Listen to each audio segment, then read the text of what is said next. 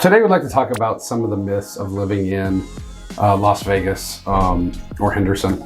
There's so many out there. There's so many misconceptions about what it's like to live here.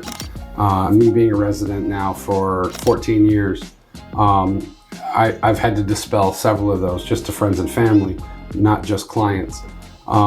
So today we're going to talk about some of those myths and really give you a better idea of what it's like living in Las Vegas, the environment as locals that we take advantage of, and some of the great things about being here in Las Vegas and living here, and things that you may not know or may have forgotten. They're pretty fantastic.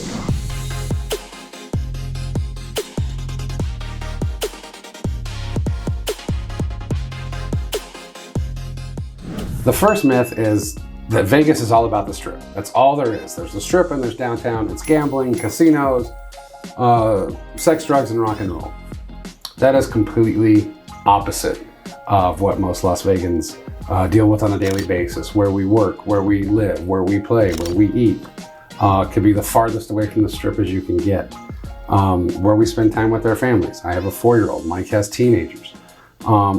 Very rarely will we go anywhere near the Strip with them.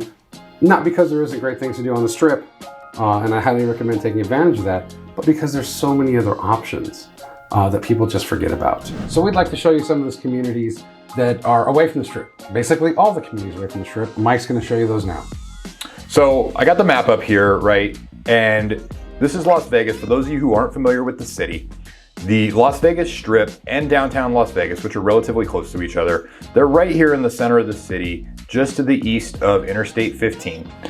The Strip is right here, just north of the Las Vegas Airport, Harry Reid International Airport, I suppose we're calling it now, McCarran for those longtime Vegas residents. And the Strip is just this little section right here. And then just to the north of that, right near the I-15 and 95 interchange, you have downtown Las Vegas. That's the Fremont Street experience with Slotzilla, the giant zip line right there in the covered giant screen, right? And all of those casinos. Those are such a small portion of the city that to say that those things define the entire city is almost kind of silly. Like, obviously that is the main tourist attraction. That is why people come here to Las Vegas on vacation.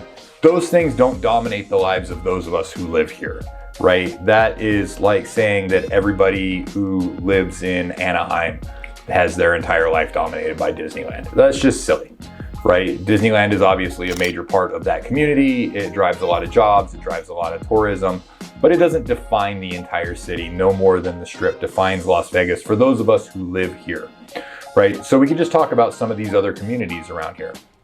Now, for me personally, right, I live up here in the northwest part of town, right? This Centennial Hills, Providence area up here, that's where I live. I love it up there. If you guys have seen our video on the 5 reasons why the Northwest is one of the great areas here in Las Vegas, you know how I feel about the Northwest. I love it up there. And then just to the south of that, we have Summerlin, right? Justin, you want to talk a little bit about Summerlin and what's great about Summerlin? You know, Summerlin is a master plan community. It was really one of the first and the biggest master plan communities built in Las Vegas area. And it was built really well. It has beautiful homes. It has a mixture of different types of homes, from townhomes and condos to huge, massive mansions at Red Rock Country Club and different communities like that. But they also really built a vibe around Summerlin. You saw our downtown Summerlin video. If you haven't, please check it out. It's a great outdoor shopping experience with fantastic restaurants, places to shop, and things for the kids to do. There's just so much to do there. It's just a quiet area, you know, a place that you can enjoy. It's close to so many different things. Red Rock Canyon, you can get to Charleston fairly easy from there. There's just so many different opportunities there. So we really love Summerlin as well.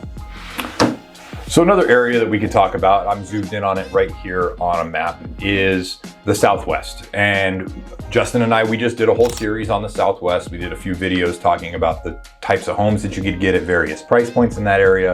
And then we also did just a Southwest vlog tour where we took you guys around that area, showed you some of the amenities, showed you the water park, and we showed you the Durango Station and the Uncommons and some of the great parks that they have in that area and the aquatic center, right? That's a fantastic area where you have a lot of new development going on. You have a lot of really great, reasonably priced homes growing up in that area. And it's a very fast expanding part of Las Vegas. Again, nothing to do with the Strip. Now, if you work on the Strip, it's a relatively easy commute to get there. But I would wager that the overwhelming majority of people who live there have nothing to do with the Strip on a day-to-day basis, right? How about Henderson, Justin? Henderson is probably a fairly well-known community to those that don't live in Nevada. It's consistently voted one of the top and safest communities in the country, usually in the top 10 to 20. It's a large area. It has several different sections, the most popular being Green Valley. It's an older community, but not quite as old as Vegas, obviously, with beautiful homes. And again, such a wide variety of places to stay, as far as apartments to mega mansions. You're closer to Lake Mead.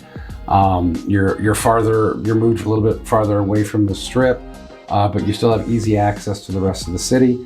The shopping and the restaurants can be a completely different vibe from the Las Vegas area. So Henderson is definitely a community that you may be interested in checking out, and stay tuned because we'll have videos on Henderson giving you a better idea of what that living is all about. And then one more area I want to talk about is up in the Northeast. And this area up in the northeast corner of town, it's dominated by Nellis Air Force Base. And there's some other good things up there, as far as you got the Las Vegas Motor Speedway. So for those of you who are NASCAR or racing fans, that's up in the northeast corner of town, along with the North Las Vegas VA Medical Center, which is the large medical center that takes care of our veteran community here in the Las Vegas Valley. So that's a fantastic facility for those of you who have access to it or who require access to it. And there's a lot of new development going on up there. Some of the housing up there is a little bit more affordable. And that's where you're gonna have a lot of the members of the military community. They're gonna reside up in that area. Going back to the point of this, right? The notion that Las Vegas is the Strip and the Strip is Las Vegas is just kind of silly. Las Vegas is a large metropolitan city. The Strip is a very small part of it. Of course, it is a great contributor to our economy. And those of us who live here, we're very proud of it.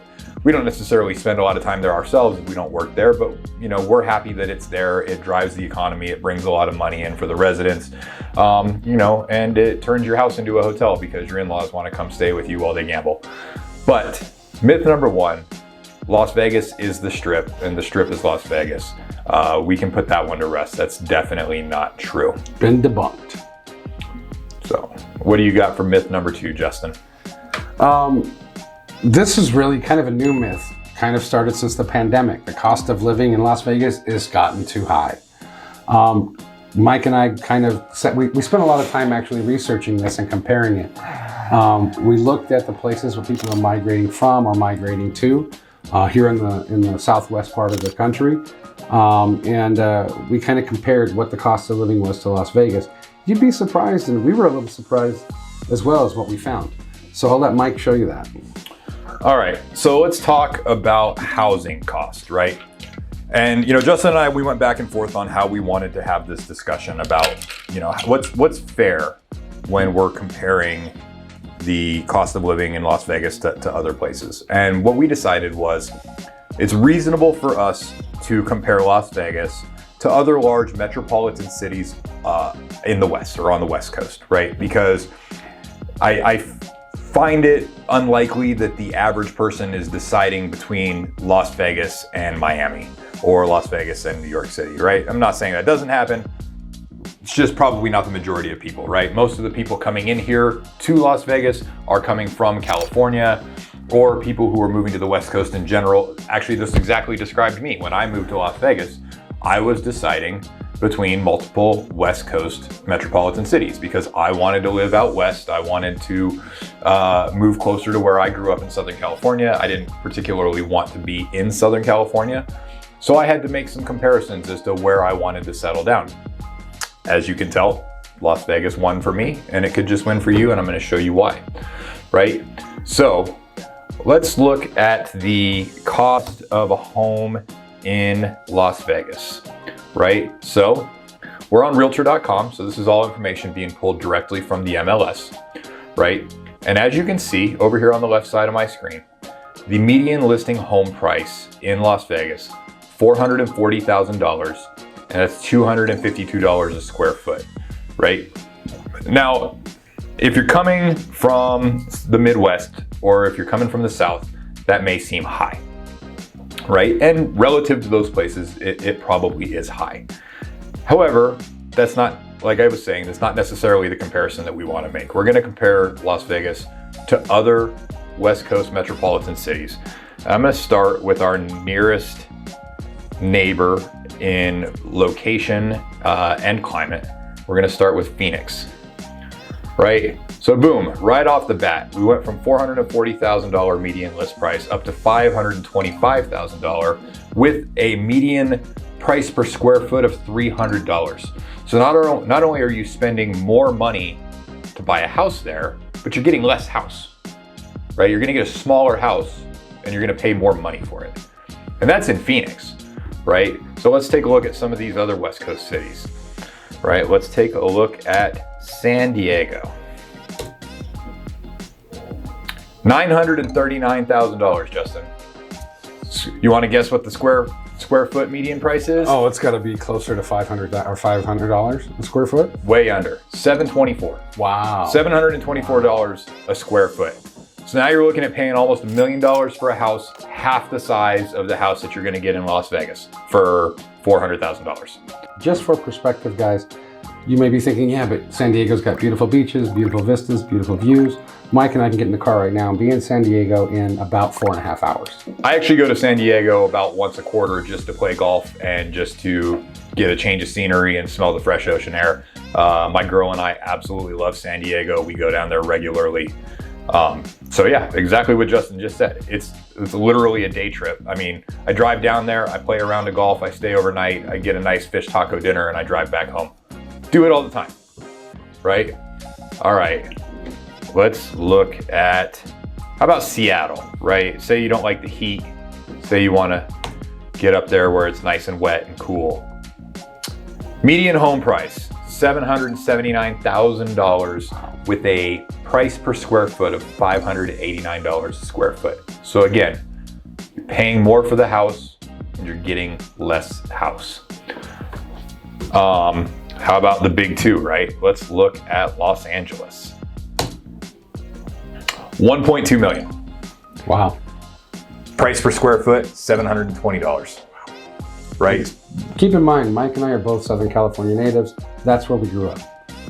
Right, yeah. And don't get me wrong, if I could take a whole bunch of other factors off the table, Southern California is one of my absolute favorite places in the world, right? Where I grew up an hour from one of the greatest metropolitan cities in the world. I had a ski resort that was just above my house. I grew up in Ontario, California. Had a ski resort right there on Mount Baldy. It was an hour to the beach. It was an hour to the desert. You'd go ride dirt bikes and dune buggies, right? You had world-class, right? It's amazing. It's a phenomenal place to live.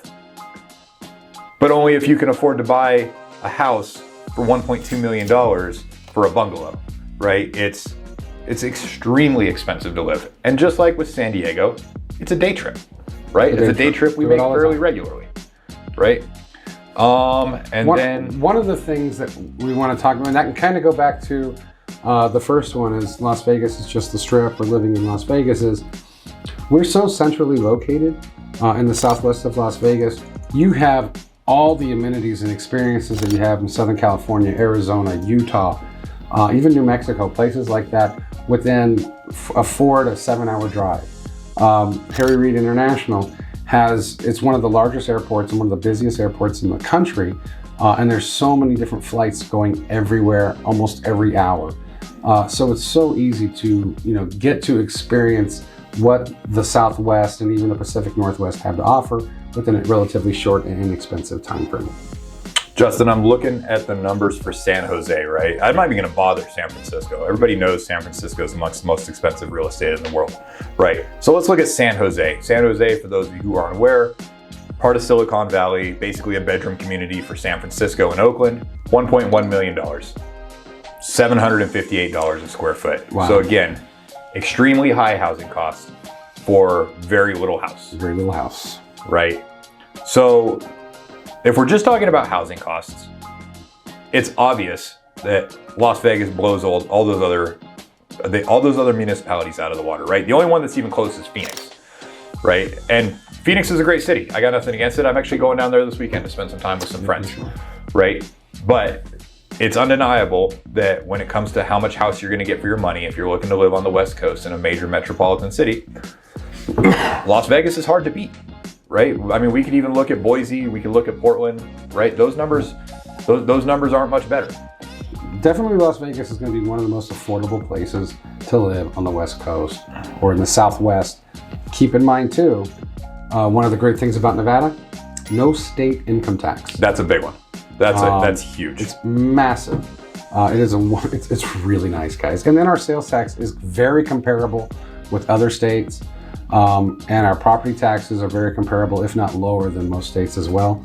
Our gasoline prices, grocery prices, all these different things are much lower than California, Arizona, places like that, Washington, Oregon. Well, let's talk about that for a second, right? Yeah. So the website I got up right now, this is NerdWallet, right? This is a phenomenal website for those of you who aren't familiar with it. Great for all your banking needs, great for finding out what's a good credit card. But they also have this fantastic cost of living calculator. What it allows us to do is it allows us to compare the cost of living between two cities. And you can put your income in there. So what I did is I went ahead and looked up what is the median household income for the city of Las Vegas, right? So the median household income for the city of Las Vegas, $66,500 per household, right? So let's take a look at what it would cost to live in another city in the West Coast, right? How much money would you need to maintain that same standard of living? So I already have pulled up here Los Angeles, right? So if you got $66,000 in income here in Las Vegas, you're gonna need $99,362 to maintain that same standard of living in income in the city of Los Angeles. And we can take a few other comparisons here. So let's look at Phoenix, right? So we said Phoenix is a pretty decent analog for Las Vegas, both in climate and in housing cost. So Phoenix is a lot closer, right? So for $66,500 in Las Vegas, you need $67,988 in Phoenix. So cost of living, and that we're talking about groceries, we're talking about gas. Here, I can scroll down here and show you what they're talking about here. Transportation costs, food costs, entertainment costs, and healthcare costs. But it doesn't include the fact that Arizona does have a state income tax. It does, right? And this also factors in housing costs. And so the housing cost is the main driver of that increase, right? Other than that, your day-to-day costs are gonna be pretty comparable, right? So let's look at San Diego again. Man, I love San Diego. $94,769. So if you make $66,500 in Las Vegas, you want to maintain that same standard of living in San Diego, $94,769. Housing cost, almost double. Transportation cost, 16% higher. Food cost, 9%. Entertainment cost, 18% higher. Healthcare cost, 14% higher. It's just more expensive to live there, right? Let's look at San Jose again. I have a feeling this one's not going to be. We'll look at San Francisco. It looks like NerdWallet doesn't have San Jose numbers. San Francisco. All right, guys. So looking at the comparison for the cost of living between Las Vegas and San Francisco. $66,500 in income in Las Vegas. How much do you think you need to maintain that same standard of living in San Francisco? San Jose? San Francisco. Oh, like 110, 120? 122.03. Wow. Right? Housing costs, 190% higher, right? So triple, close to triple. Transportation costs, 23% higher. Food costs, 27% higher. Entertainment, 33% higher. Healthcare, everything is a minimum of 20% higher. Most things are substantially more expensive. All right, one last comparison I want to make for you guys is we're going to take a look at the cost of living for Las Vegas. We're going to compare it to the city of Seattle, another obviously major West Coast metropolitan area, very popular area to live. So let's take a look at that. Okay, so once again, we're talking about a pre-tax household income in Las Vegas of $66,500. That's the median income.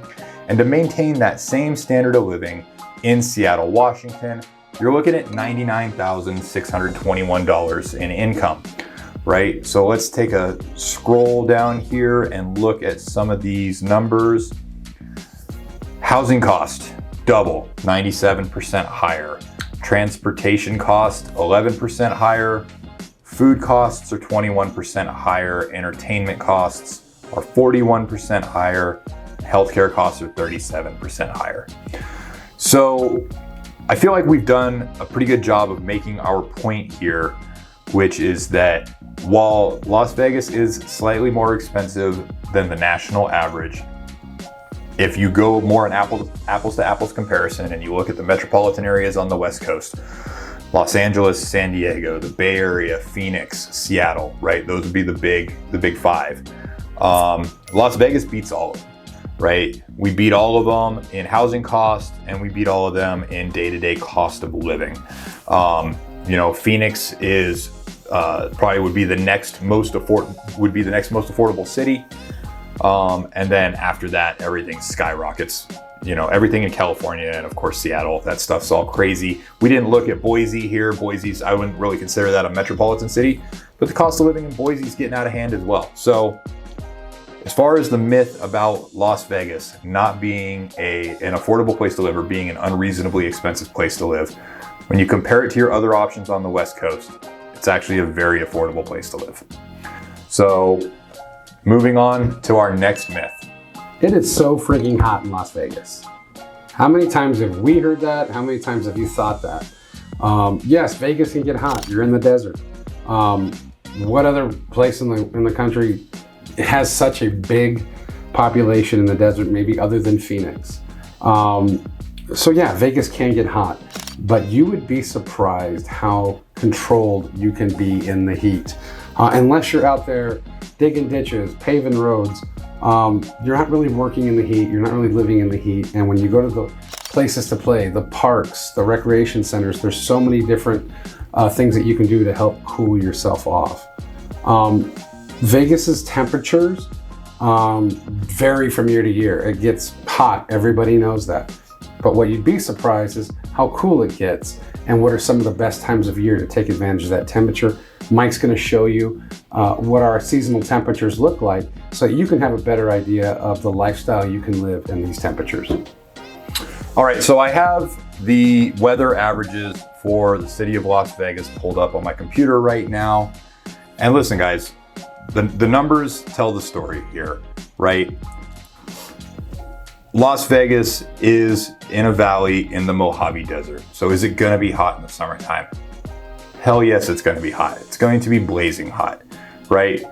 From June through August, the average high is above 100 degrees every one of those months, right? So June, you're looking at 102, July, 107, August, 104. However, outside of those core summer months, right? So the average high in May is 90. The average high in September is 96. Still pretty warm, right? So now you're looking at 5 months out of the year where it's actually, seasonably up to what some people would consider unreasonably warm. But outside of those months, the rest of the year is actually very, very pleasant, right? Let's look at March, right? Average high in March is 72, right? Average high in April is 81. Average high in October is 83, right? Like this is beautiful weather. This is fantastic weather. It's great weather to go out, play golf. It's great weather to go out and go hiking. It's great weather to take your kids to the park, go fishing up at, if you checked out our video on the Northwest, take the kids up to Floyd Land Park, go up there and go fishing, right? Or get under the shade trees out there. Like, yes, it's the desert. It's hot. We get it, right? Like I can make the lame old joke, well, it's a dry heat, right? I know you guys don't care about that. The bottom line is, yes, there are a few months of the year where it is extremely hot here.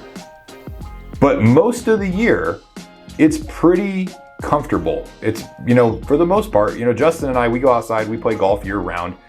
Yeah, there's a couple months in the summer, we got to drink little extra water. We take an extra Gatorade, try to stay in the shade as much as possible. But for the most part, we're out there cruising around. It's cool, it's breezy, we're having a great time.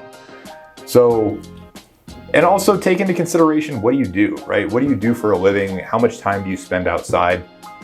When it's really, really brutal out there, man, I go from my air-conditioned house to my air-conditioned car to my air-conditioned office, right? Now, granted, if you work in construction or if you work in, some sort of an industry that keeps you outdoors all the time, that might be something to take into consideration. However, for the average person doesn't really spend that much time outside involuntarily. So you can choose when to go outside, you can choose when to stay inside. All I'm saying is Las Vegas's weather, unless you have some sort of a medical condition that you obviously should consult a doctor about, for the average person, the weather's not going to be a concern. You just tailor your day around it a little bit during the hottest parts of the year, and the rest of the year you enjoy seasonably nice weather. Agreed. So let's talk about the fourth myth, something that I struggled with for a long time when I first moved to Vegas, is that Vegas is not family or kid friendly. As a father of a 4-year-old, I've learned that is completely false, completely untrue. I can debunk that myth right now. I have found so many activities that my 4-year-old and I enjoy doing together. Mike has teenagers and he's found those as well. Vegas, again, we're not on the Strip. We're away from the Strip. The Strip is for the adults. The rest of Vegas, those who live here and those who enjoy here, have so many other activities that we can enjoy. The Strip is for the tourists. The Strip is for the tourists. Right. Vegas locals don't hang out on the Strip. Unless you're there for work, unless you're going down there for a nice dinner, you're going down to catch a show. We don't hang out on the Strip. We have our own economy away from the Strip that we hang out, where we play, where we work, where we have fun. Sorry, Justin, I interrupted. That's okay. Go ahead. I wanted you to go ahead and show them some of the things that we found just by doing a simple Google search that people may not understand or know that Vegas has to offer for families and kids. Right. So I just did a quick search, Vegas family activities. Right, and we're not going to dive into these websites because you guys can do that on your own time. I'm not going to insult your intelligence. But as you can see, with a very, very simple Google search, look at all these sites I came up with. 17 things to do with kids, 17 fun things to do with kids, 25 things to do with kids. Going to Vegas with family, 23 family-friendly things to do with Vegas. The point is that it takes a very minimal amount of effort to find family-friendly things to do with your kids here in Las Vegas. And we're not talking, this video, if you're coming here as a tourist and you're watching this video and you're wanting to learn something about Vegas, that's great. And I hope that you appreciate the content that we're making here. But, we're making this video primarily for people who are considering moving here, right? And for those people, I want to talk to you a little bit. Justin had mentioned the stuff that he likes to do, and I want to get into some specifics, right? So as Justin mentioned, I have teenagers. And so, I just want to talk to you about some of the things that I like to do with my kids here in town, right? Vegas has all the same things that any other metropolitan city of a similar size is going to have to offer, right? We have everything from the water park. It was at Cowabunga Canyon down in the Southwest. Check out our Southwest video, by the way. We have the water park. We have so many parks, great parks. The Vegas Parks and Recreation Department, the Clark County Parks and Recreation Department, they're just fantastic, right? So many awesome parks. We film content in a lot of them. We've got aerial drone footage of a lot of them. Some of those parks have things like disc golf courses. They have huge shaded playgrounds, so your little ones aren't burning their hands and knees climbing around the playground equipment in the summertime. Shaded playground equipment, lots of trees, picnic areas with barbecues adjacent to them. If you watch our Northwest video, we talk about stuff like Floyd Lamb Park, where they have horseback riding, and they have fishing, and they have historic buildings that you can explore. For me, my kids like to, we like to go bowling. We go bowling often. We go to the theater often. We like to go roller skating, and sometimes we'll go ice skating. All of this stuff is at our fingertips here in Las Vegas, and we can do all of these things without ever coming even close to the Strip, And there's a few kid-friendly things on the Strip as well. last spring break, I took my kids to the Adventure Dome at the Circus for a day. And, you know, we had a fantastic time, very reasonably priced. Took my 2 teenage kids there, spent the whole day riding roller coasters, you know, and it was great. There's botanical gardens on the strip. There's the shark exhibit, you know, with Shark Reef. Shark Reef, right down on the strip. Indoor putt-putt golf. I took my kids there on a hot summer day one time. There was indoor putt-putt golf. Indoor go-kart racing over at K1. My kids love doing that. We didn't take the kids, but Justin and I just played around at Pebble Beach at the 5-Iron Golf, which is an indoor golf simulation center. You go in there, was it like $70 an hour? $60 for 2 hours. Yeah, it was like $60 an hour. So we paid $120 between the two of us, $60 a pop. We played a simulated round at Pebble Beach, brought our own clubs, had a couple cocktails. It was a fantastic time. The point is, if you have kids, you want family-friendly things to do here in Las Vegas, and you're even willing to put in the slightest bit of effort, it is not hard to find family-friendly activities here. And let me kind of just expand on what Mike was talking about, especially with the parks. One of my daughter's favorite things is splash pads. If you haven't experienced a splash pad as a parent, you're in for a treat, because watching your toddler, your little ones out there on these pads can be so much fun.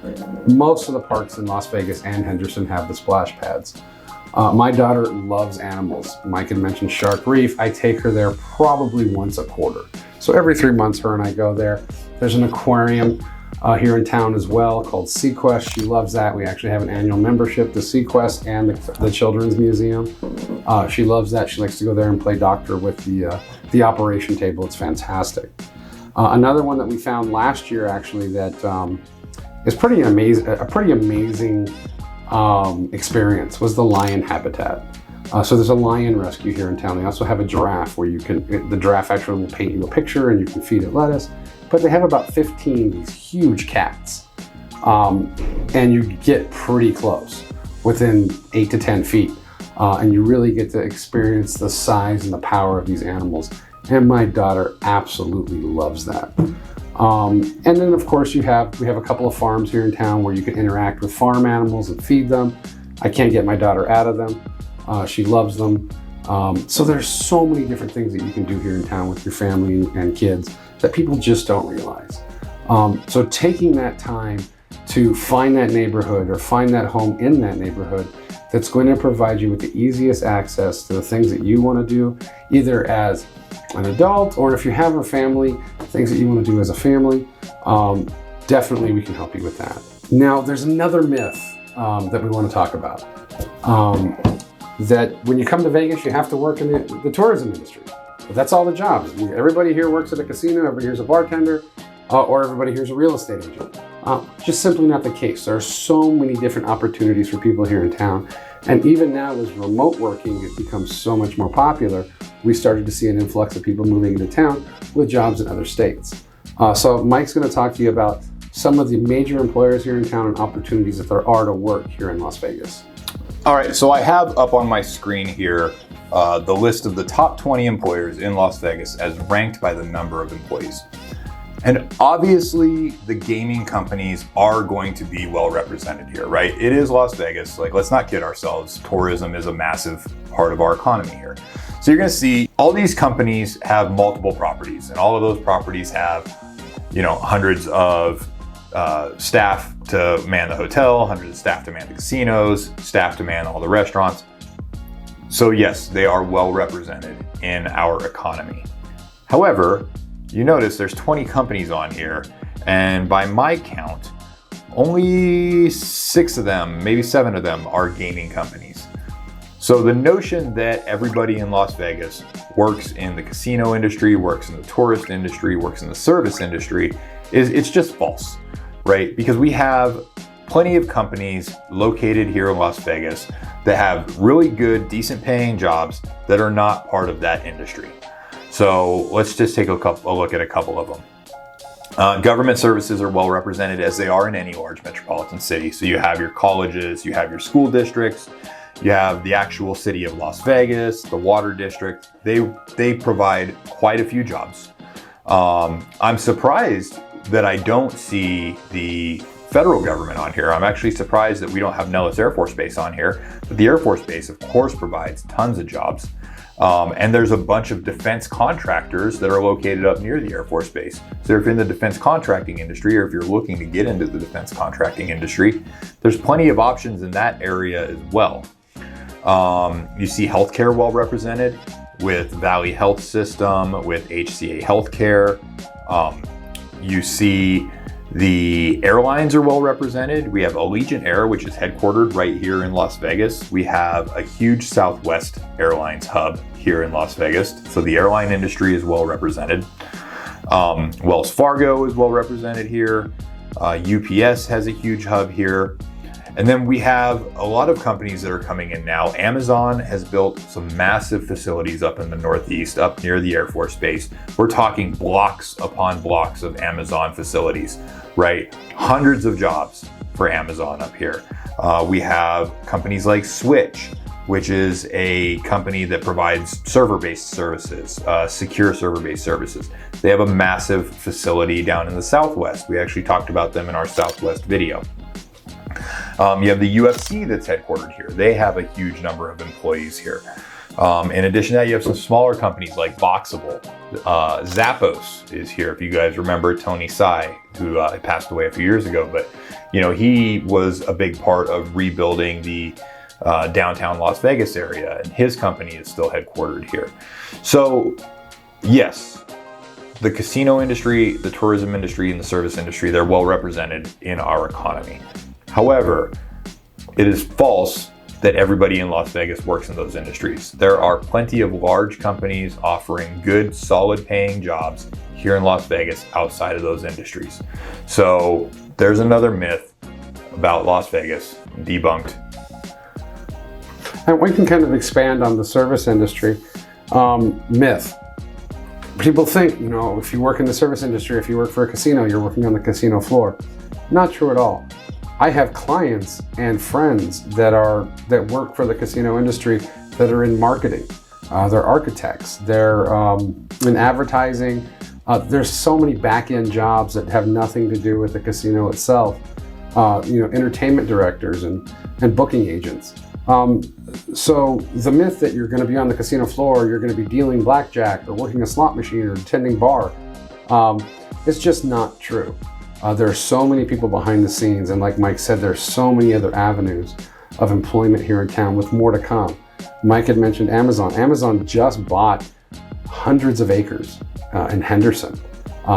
They haven't announced what they're doing with that yet, but I have a feeling because of the I-11 corridor, which is a highway that's going to run from Mexico all the way up to Canada and cut right through Las Vegas, you're going to see a ton of warehouse and production and manufacturing facilities opening in the very near future. We've already seen that. We've seen major companies move to Las Vegas and Henderson in the last 3 to 4 years.